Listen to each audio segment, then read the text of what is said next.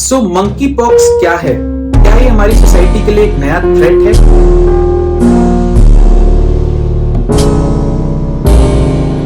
अभी कोविड-19 का खतरा पूरी तरह से टला नहीं है।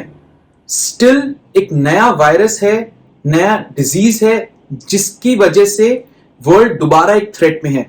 ये रेयर वायरस या रेयर इन्फेक्शन का नाम है मंकी पॉक्स और ये अभी रिसेंटली पाया गया है यूनाइटेड स्टेट्स ऑफ अमेरिका में, यूरोप में और ऑस्ट्रेलिया में।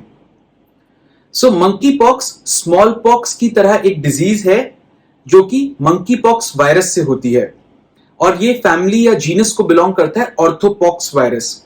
इसके दो स्ट्रेन्स हैं, Congo strain and West Africa strain. ये मंकी पॉक्स एंडेमिक है अफ्रीकन कॉन्टिनेंट में। अफ्रीका के बाहर ये जनरली नहीं पाया जाता है और ये जूनोटिक डिजीज है, मीनिंग ये एनिमल्स में पाई जाती है। अब सबसे पहले मंकी पॉक्स वायरस को आइसोलेट किया गया था या आइडेंटिफाई किया गया था मंकीज में, हेंस इसका नाम पड़ा मंकी पॉक्स वायरस। हाउएवर आज की तारीख में मंकी पॉक्स वायरस सबसे ज्यादा पाया जाता है रोडेंट्स में, माइस में, रैट्स में, स्क्विरल्स में। तो हमें यह जानना जरूरी है कि इसके आउटब्रेक्स कब हुए थे। सो सबसे पहला आउटब्रेक ह्यूमंस में जो मंकी पॉक्स वायरस का हुआ था वो हुआ था 2003 में, जो कि हुआ था अमेरिका में, एंड देन हुआ था 2013 में नाइजीरिया में। थैंकफुली कैजुअलिटी ज्यादा नहीं थी और स्प्रेड भी ज्यादा नहीं था। अब आते हैं मंकी पॉक्स वायरस स्प्रेड कैसे करता है या ट्रांसमिट कैसे होता है। जनरली ये ट्रांसमिट होता है आपके इन्फेक्टेड एनिमल अगर काट लेते हैं तो उससे, या इन्फेक्टेड एनिमल को टच करने से मंकी पॉक्स वायरस ट्रांसमिट हो जाता है। ह्यूमन टू ह्यूमन ट्रांसमिशन जो होता है वो टच करने से होता है या सेक्सुअल कॉन्टैक्ट से होता है। अब किसी का अगर मंकी पॉक्स वायरस से कॉन्टैक्ट हो चुका है या इन्फेक्शन हो चुका है तो 6 से 13 दिन लगते हैं सिम्टम्स आने में। और ये सिम्टम्स क्या हैं?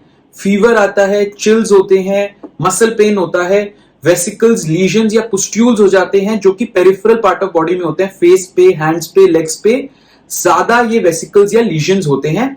और एक डिस्टिंग्विशिंग फीचर और है जो कि होता है लिम्फ नोड्स और ग्लैंड्स एनलार्ज कर जाते हैं बॉडी के। तो ये इसके डिस्टिंग्विशिंग सिम्टम्स या फीचर्स हैं।